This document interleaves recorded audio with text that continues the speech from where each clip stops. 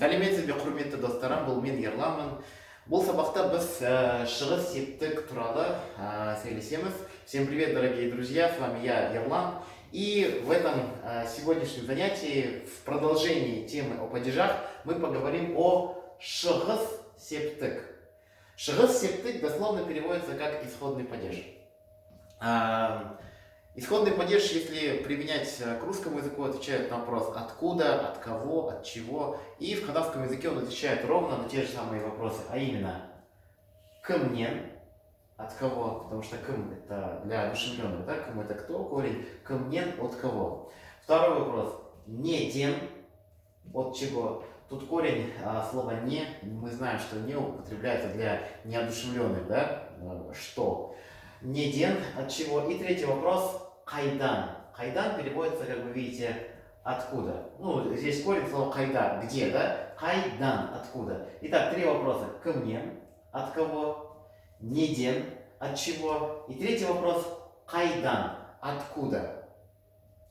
Мы знаем, привыкли точнее, что у каждого падежа есть те или иные показатели окончания, да? Вот. То же самое наблюдается и здесь, в рамках этой темы. У шығыс септік есть свои исключительные, эксклюзивные, скажем так, частицы. Их три группы. Дан-ден, первая группа, тан-тен, вторая группа, нан-нен, третья группа. Вот. Давайте по порядку начнем и поговорим о первой группе частиц дан-ден. Как следует из моих записей, частица дан-ден, как частица исходного падежа, присоединяется, когда слово, которое стоит в исходном падеже, заканчивается на либо гласную, соответствующую, после гласных, за некоторыми исключениями, а также после букв Л, Р, У и краткое Ж, З. Итак, повторяю, частицы исходного падежа дан-ден мы присоединяем, когда слово заканчивается на любую гласную, либо после букв Л, Р, У и краткое Ж, З. И чтобы показать, как это работает, я записал несколько примеров вот сразу рядом в соседней графе. Итак, аялдамадан. Слово аялдама вы, наверное, знаете. Если не знаете, запишите себе в словаре. Аялдама — это остановка. Как вы видите, аялдама заканчивается на гласную А. Следовательно, я присоединяю частицу дан. Аялдамадан. Как мы знаем, исходный падеж отвечает на вопросы от кого, от чего, откуда. То есть откуда? От остановки или с остановки. Например, мен аялдамадан шыктым. Я вышел из остановки. Мен аялдамадан шыктым. Здесь дан как будто переводится из. Едем дальше. Сәуле ден. Ну, сәуле это понятно, это имя, да? Сәуле заканчивается на гласную, буква Е. Следовательно, когда слово заканчивается на гласную, мы присоединяем в данном случае ден, потому что сәуле заканчивается на гласную Е. Сәуле ден. Это переводится как? От сәуле. Допустим, мен сәуледен ән естідім. Я слышал песню от сәуле. Мен бұл әнді сәуледен естідім. Я услышал эту песню от сәуле. Видите, сәуледен это от сәуле. Хорошо, едем дальше. Ешкіден. Ешкі. Это козленок. Ешкіден. От козленка. Ешкіден қорықпа, не бойся козленка. Ешкіден, от козленка, не испытывай страх от козленка. Так. Даяшыдан. Даяшы — это официант. Даяшыдан, исходный падеж. От официанта. То есть все вот эти окончания дан-ден переводятся как от, из. Даяши — это официант. Дан — исходный падеж. Даяшыдан. Продолжаем. Екден. Ек — это два. Екден. Ек заканчивается на гласную, значит присоединяем ден. Екден. От двух, с двух. Например, мен сағат екден ұйықтап жатырмын. Я сплю с 2 часов. Я сағат екден, с 2 часов Уюктап жатырмын. Я сплю с 2 часов. Далее. Асельден. Асель это тоже, думаю, вы поняли, это имя. Асельден. Как это перевести? От Асель. Допустим. Асельден халам ал. Возьми ручку от Асель, у Асель. Асельден халамды ал. Возьми руку, если винительно будешь конкретную ручку. Бул халамды Асельден ал. Возьми эту ручку у Асель. Хорошо, едем дальше. Как мы говорили, также буквы Ж, З это также показатели дан, ден. Гараж. Ну тут понятно, тут даже переводить не надо. Гараж. Буква Ж здесь есть, значит присоединяем окончание или дан, или ден. Гараж дан. С гаража. От гаража. Итак, аялдамадан. С остановки, от остановки. Сауле ден. От сауле. Ешка ден. От козленка. Даяши дан. От официанта. Например, мен даяши дан су алдым. Я взял у официанта воду. Ек ден. С 2. Асель ден. От Асель. Гараж дан. С гаража. От гаража. Вторая группа показателей исходного падежа шестисептык это тан, тен. Исходя из прошлых уроков, мы знаем, что частицы, которые начинаются на Т, они присоединяются, когда слово заканчивается на твердую согласную. То же самое и здесь. Если слово, которое стоит в исходном падеже, то есть отвечает на вопрос «кмнен», «неден», «хайдан», заканчивается на твердую согласную, а именно «к», «х», «п», «т», «с», «ш», «щ», «ф», «х», «ц», «ч», а также буквы «б», «в», «г», «д», это я особо подчеркиваю, также «б», «в», «г», «д», то показателем шестисептык будет окончание «тан» или «тен». Два окончания «тан», «тен». Итак, слово, стоящее в шестисептык, заканчивается на твердую согласную, либо на одну из этих 4 согласных «б», «в», «г», «д», то мы присоединяем «тан» или «тен». И тут же, по аналогии с первым примером, я также привел примеры для «тан», «тен». Талгат, тан. Талгат это имя. Талгат, тан. Как перевести это предложение? Абсолютно верно. От Талгата. Талгат, тан. От Талгата. Агаш, тан. Слово агаш переводится как дерево. Агаш, тан. От дерева. Конак, конак. Это гость. Конак, тан. С гостей или от гостя, в зависимости от контекста. Например, мен конактан келдім. Я пришел с гостей. Хорошо, едем дальше. Сюрет тен. Сюрет это рисунок. Сюрет тен. С рисунка, с картины, от рисунка, от картины. Сюрет тен. Далее. Автобус тан. Ну тут понятно. Мен автобустан шықтым. Я вышел с автобуса. Автобустан. С автобуса. От автобуса.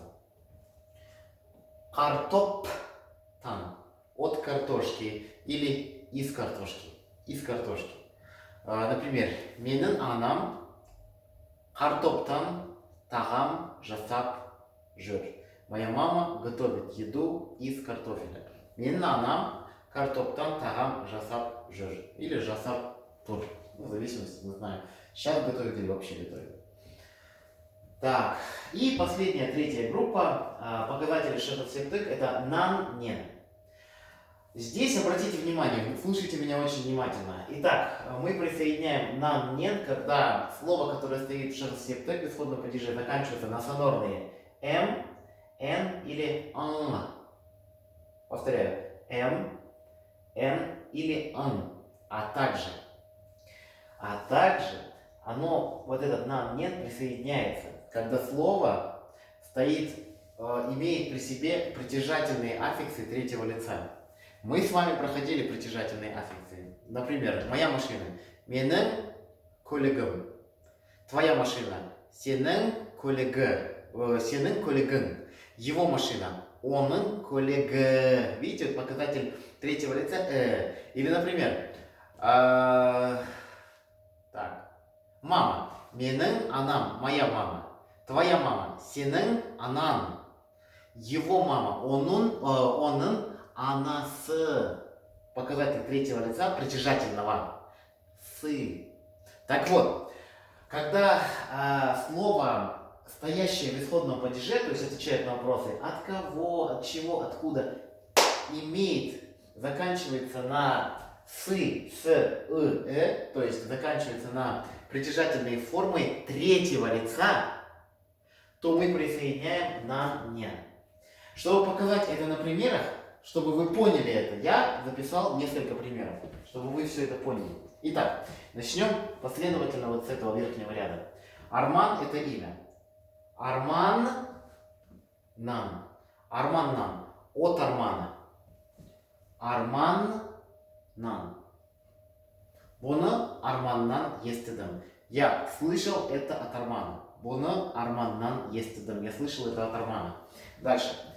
Ажем. Аже – это бабушка. Ажем – это притяжательный акцент первого лица. Моя бабушка. Менен ажем. Моя бабушка. Заканчивается на м, значит я присоединяю нен. Менен ажем нен. Переводится исходным падежом от кого? К мне. От моей бабушки. Менен ажем нен. От моей бабушки.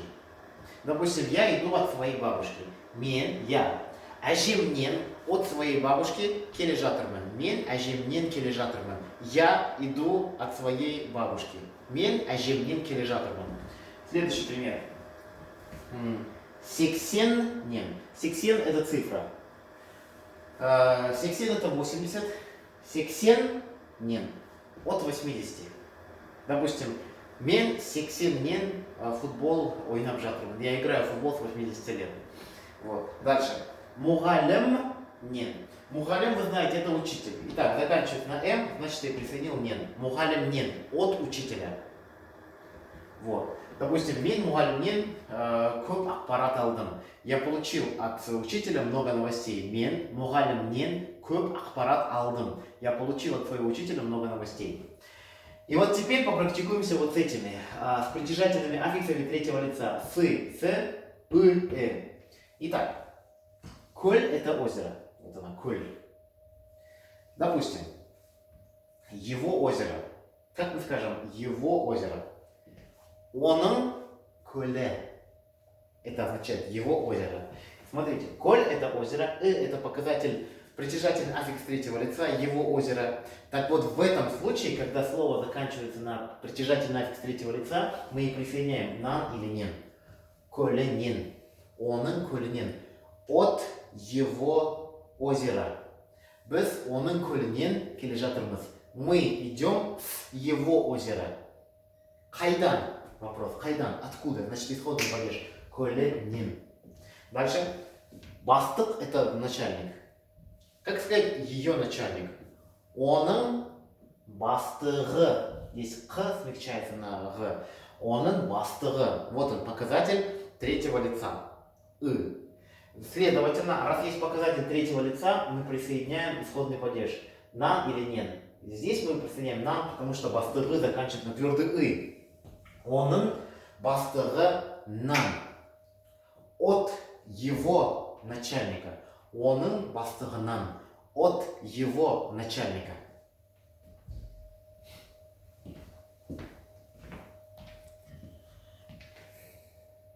Итак, друзья. Давайте я увеличу, чтобы вы ничего не пропустили. Сделаем такой краткий вывод. Итак, шығыс септік отвечает на 3 вопроса. Кімнен, от кого, неден, от чего, қайдан, откуда. Показатели шығыс септік это данден, тантен, наннен. По большому счету, шығыс септік, как вы видите в разговорной речи, переводится словами от, из. Допустим, Тамарадан, от Тамары. Или Таядан, от Таи. Немесе Динарадан, от Динары. Вот. И посмотрите примеры, которые я привел. Правильно ли вы их записали?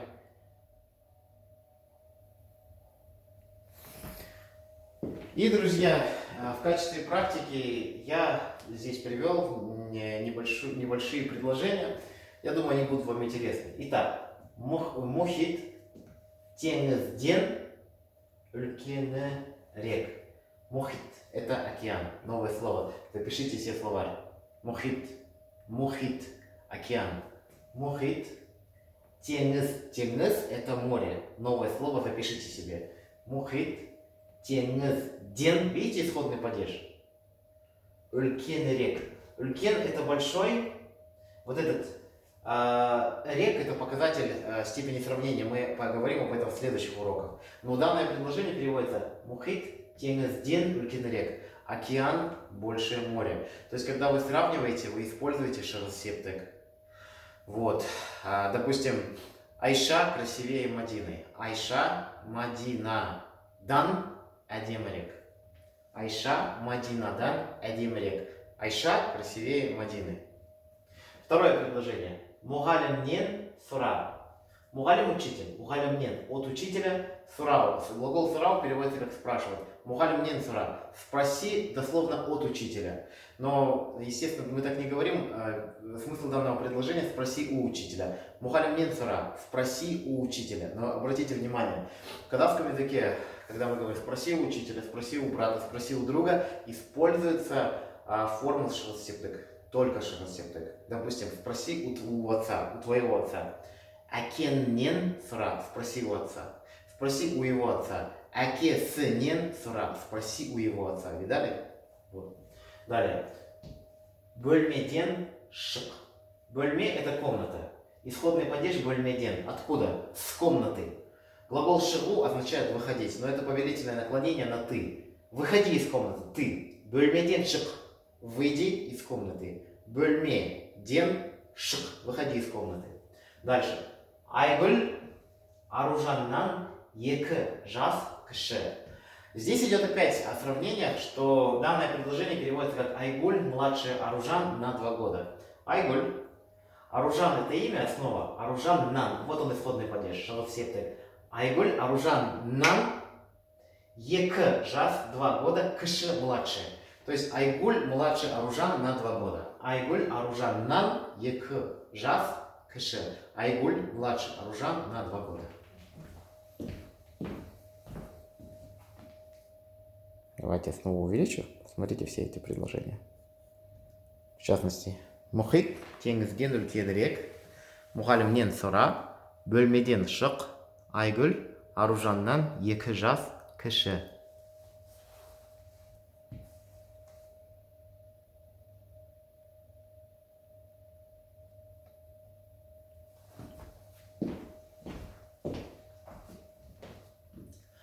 На сегодня все, друзья.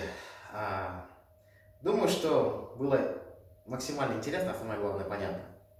Назарларыңызға көп рахмет. Келесі кездескенше сау болыңыз.